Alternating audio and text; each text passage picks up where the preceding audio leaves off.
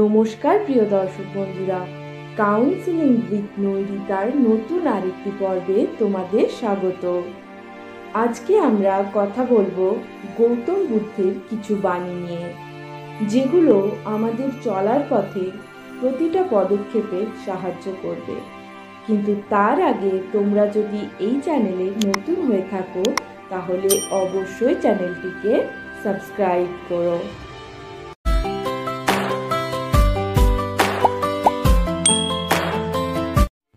কোনো খারাপ জিনিস কোনো খারাপ চিন্তা থেকেই আসে।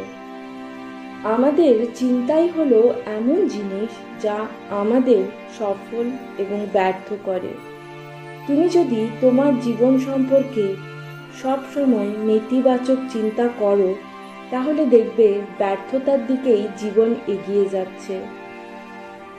কিন্তু কঠিন সময়েও যদি তুমি পজিটিভ চিন্তা ভাবনা করো দেখবে সমাধানের সাথে সাথে সফলতার দিকে এগিয়ে যাবে।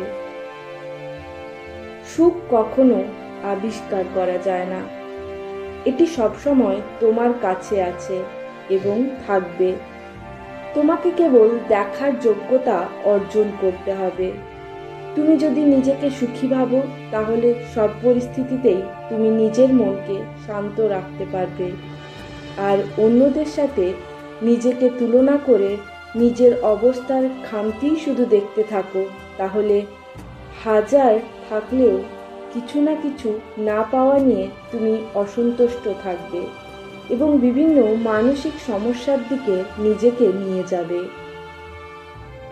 কাউকে কটু কথা বলবে না, কারণ সেও কটু প্রত্যুত্তর দিতে পারে। একটা কথা সবসময় মাথায় রাখবে, তুমি যদি স্পষ্ট কথা বলতে ভালোবাসো তাহলে স্পষ্ট কথা শুনতেও তোমাকে পছন্দ করতে হবে। কাউকে তুমি তখনই কঠিন কথা শোনাবে যখন তুমি নিজেও কঠিন কথা শোনার জন্য প্রস্তুত থাকবে, না হলে অযথা মনের দুঃখ বাড়বে।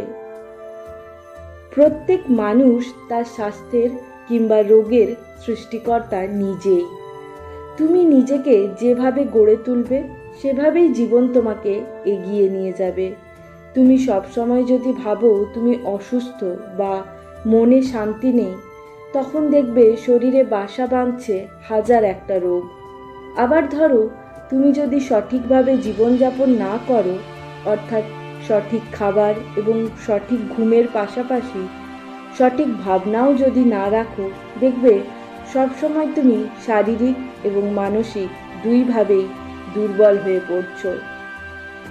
জীবনে যতই ভালো বই পড়ো কিংবা ভালো উপদেশ শোনো না কেন, যতক্ষণ না তুমি সেই সবের থেকে পাওয়া তথ্যগুলোকে নিজের জীবনে ব্যবহার না করছো ততক্ষণ পর্যন্ত সেই সবের কোনো মূল্য নেই।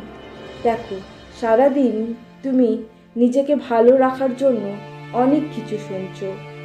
যখন শুনছো তখন মনে হয় কাল থেকে সব করব, কিন্তু কাল আর আসে না। তাই যখনই ভালো কিছু শুনবে বা দেখবে সেটা সেদিন থেকেই নিজের জীবনে শুরু করে দেবে, না হলে কথাগুলো শূন্যে উবে যাবে আর তুমিও রোজ কালের অপেক্ষা করবে। আজকের ভিডিওটি এই পর্যন্তই। যদি ভিডিওটি ভালো লেগে থাকে তাহলে অবশ্যই লাইক করবে।